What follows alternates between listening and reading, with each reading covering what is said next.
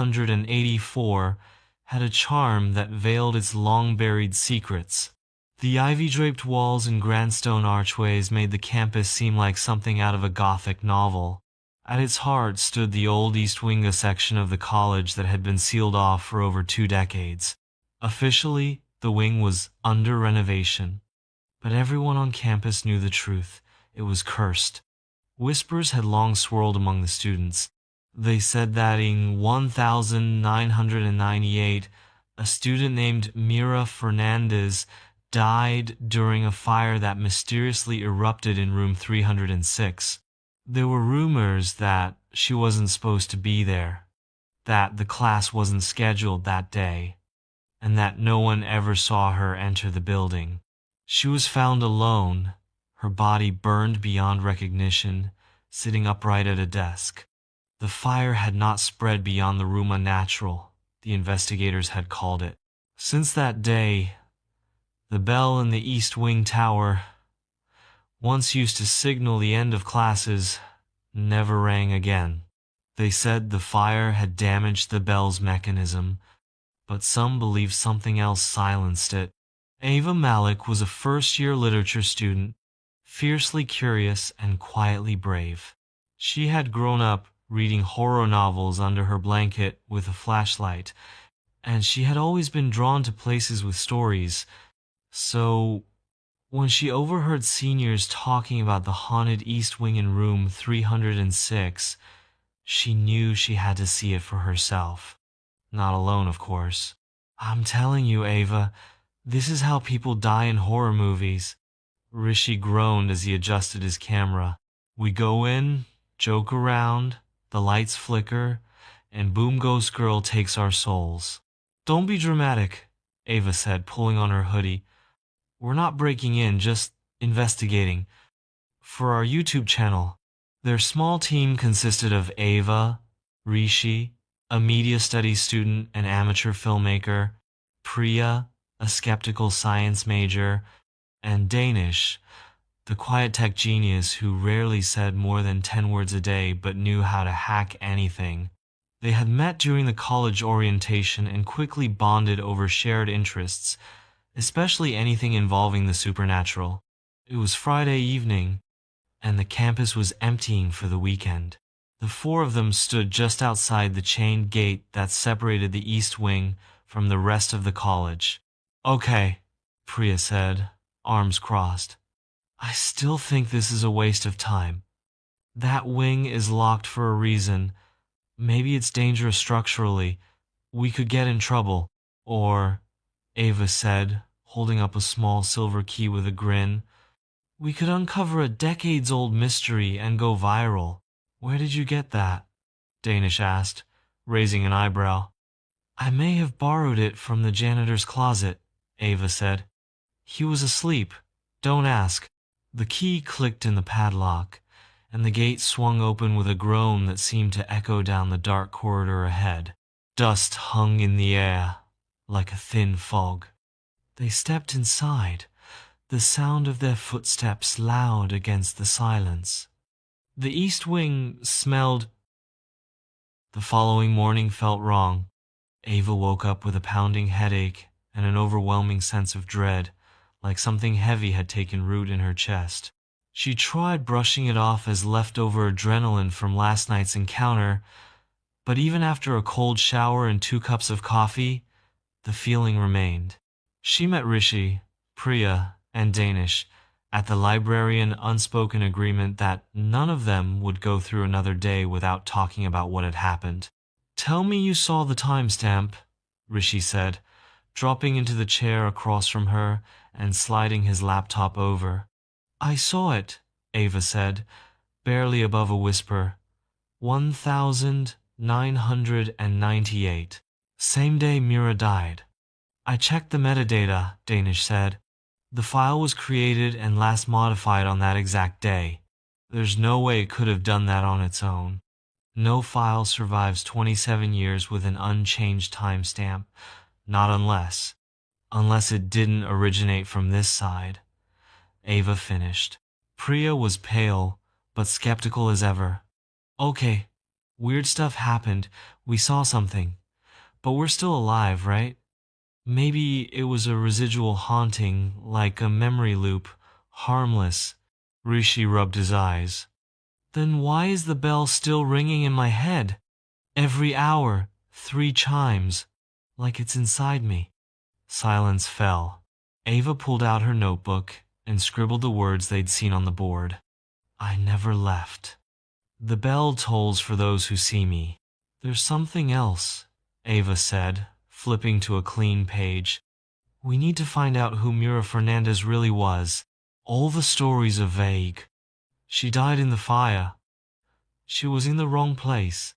But why was she there? Was it an accident? A ritual? Something darker? I already started digging, Danish said, pulling out a thin folder. There's barely anything in the college records, just a one-line note, deceased in classroom fire. 'Cause unknown. No photos. No parents on record. No photo? Ava asked. That's not normal. Wait, Priya interrupted, staring at her phone. I just checked the student archive site again. Mira's name is gone. What? They all asked. I checked last week, remember? She said, showing them the empty search result. She was listed as part of the 1998 batch. Her profile had a yearbook quote and everything. Now it says no such student existed. Rishi stood up. No. You can't just erase someone's existence. That's not how life works. But it is, Ava murmured. If that someone was never truly dead. They returned to the east wing at dusk. This time, they didn't go inside. Instead, they lingered outside the gate, watching the tower. At exactly 7 p.m., the bell rang again. Once, twice, thrice. But this time, something changed. They heard it from all directions, like the sound was inside the earth itself. Dogs began barking somewhere in the distance. The wind shifted, and the smell of burning wood wafted through the air. Priya clutched Ava's arm. I smell smoke. And then they heard it a scream, faint and tortured, coming from... The next morning, Ava stared at the scorched message carved into her desk. One name remains. It hadn't been there the night before, and no one else had access to her room. She ran her fingers across the blackened wood still warm. She snapped a photo and sent it to the group chat. Ava, it happened again. Room untouched, but the desk is burned. Same phrase I heard in my dream. Rishi, you dreamt about her again? Ava, yes. This time, something else was there too. A shadow, watching her, watching me. Priya, I'm coming over. Within 20 minutes, all 4 were gathered in Ava's room, staring at the desk in silence. Priya touched the burn mark with a pen. Still warm, she murmured. Let's assume, Ava said slowly, that Mira's soul is still trapped. Maybe she performed some ritual that went wrong, or right, depending on the intention. She mentioned something about binding the soul through fire and memory. If that ritual failed, and the others who entered the room after her went missing, Rishi nodded, then it's possible this is all part of a cycle. She wasn't the last. We won't be either. Danish, who had been silent, pulled out a worn newspaper clipping. I scanned this from the 1998 archive I found in the city library. It wasn't online. I think they deliberately left it out. He unfolded it on Ava's bed. 4 students missing in tragic room 306, incident 1 confirmed dead. Below it was a black and white photo of 4 students. Mira's burned face was unrecognizable, but the other 3 students were clear. Beneath the image, their names were listed. Mira Fernandez, Nikhil Bose, Shruti Chatterjee. Vera en route. They went in after the fire? Priya asked. No, Ava said, reading closely. This article is from the day after Mira's death. These three must have gone in that same night, trying to find out what happened, just like us. Then why is only Mira remembered? Rishi asked. Why is she the only name that comes up? Because, Ava said softly, the others were completely erased, their memories devoured. Like she said, they took my name. They decided to split up to find more information. Ava and Priya would visit the church cemetery behind the college where Mira was supposedly buried. Rishi and Danish would try to track down old faculty members who might still remember what happened. Ava and Priya walked through the rain-drenched cemetery, boots crunching wet gravel, eyes scanning worn tombstones. The church groundskeeper, an old man with white stubble and fogged glasses, met them by the rusted iron gate. We're looking for a student who died in 1998. Mira Fernandez, Ava said politely. The man blinked slowly. Don't get many visitors asking about her. So she is buried here? The man nodded. Back row, behind the broken angel statue. But I wouldn't go there after dark. Why? Because sometimes the grave is open. They exchanged a glance, but walked on, following his directions. She remembers something from her dreamer desk, Mira's desk, burning but untouched. The black book was inside it. What if it's still in room 306? She said. Rishi groaned. We're going back in? We have to, Ava said, before we forget who we are. They waited until midnight. The college was asleep. The air was damp with mist as they crossed the quad and stood once again before the east wing. This time, the gate was already open. Inside, the halls were colder than before. Their flashlights flickered as they ascended the stairs. The scent of burning wood filled the air. And then, the bell rang. Once, twice, thrice. Room 306 was waiting, the door half open. The air shimmered around it like heat rising from asphalt. They stepped inside. Nothing had changed.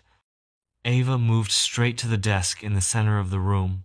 She opened the drawer and there it was. A thick, black, leather-bound book with Latin symbols on the cover. She reached for it. The room exploded in whispers. Figures moved in the corner shadows of the past. Mira stood by the window. Sanvi stood at the front of the class. Behind them, the shadow the one from Ava's dream towered, now visible in full. It had no face, no form. Just an endless mass of darkness. And in its chest, trapped like a heart, were the souls of the missing. Rishi screamed. Danish collapsed to his knees. Priya backed away in terror. Ava held the book and shouted, I see you!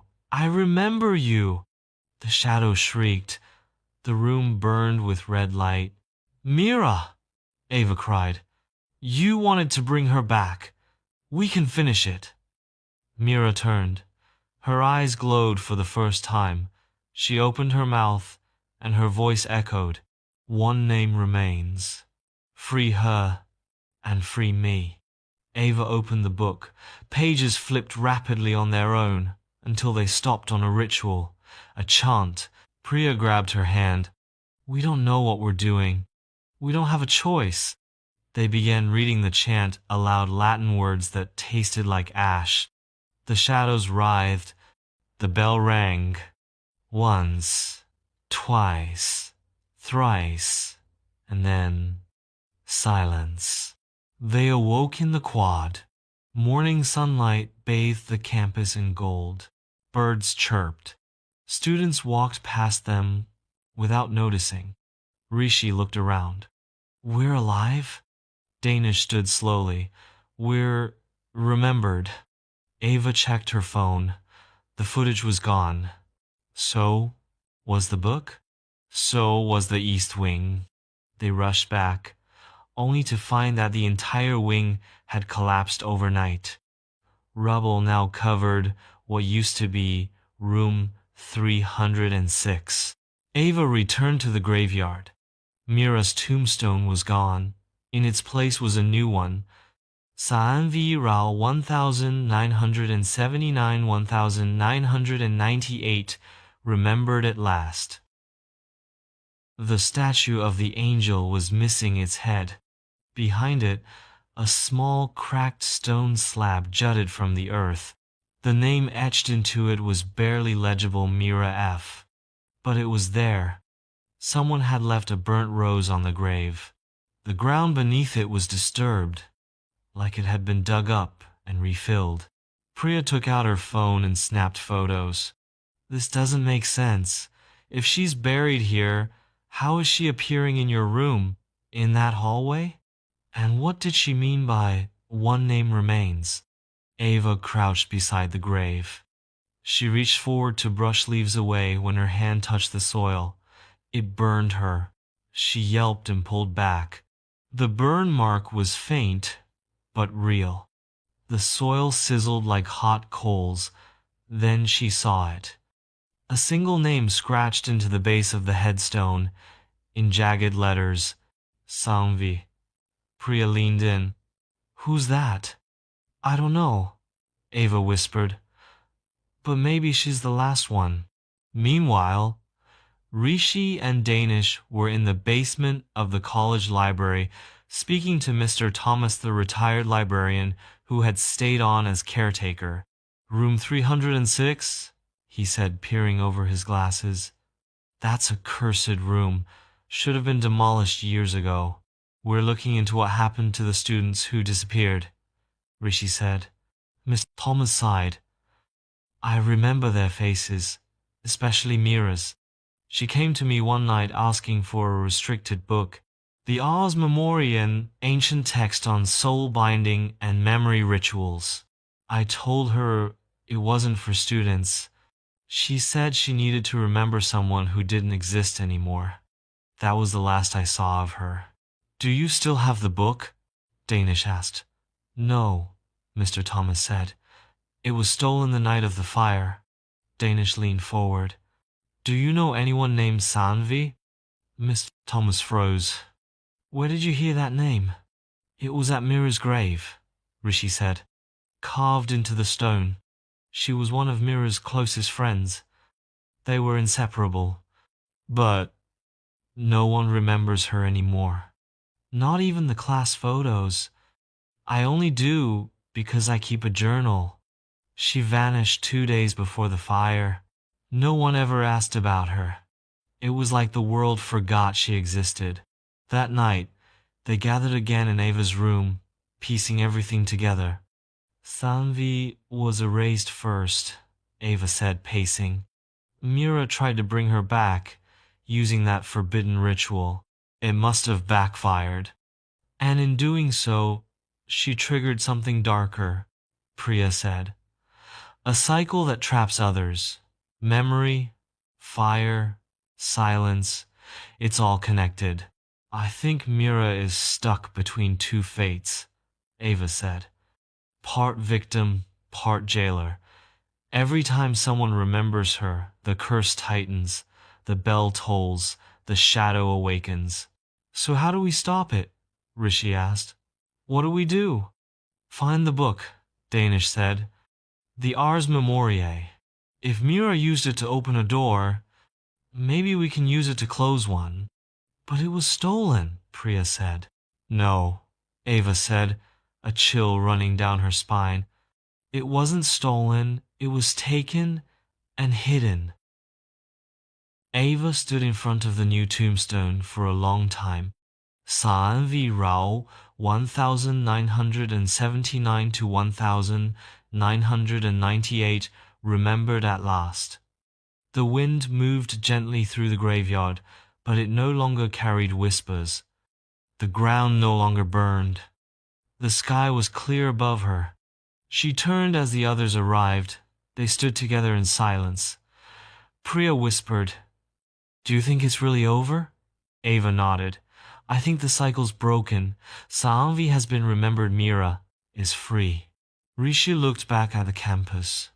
The rubble where room 306 once stood had already been fenced off, but no one seemed to notice. No one even asked about it anymore, like the building had never existed.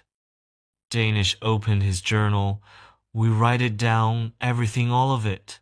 We don't forget, Priya added, and we don't speak her name again.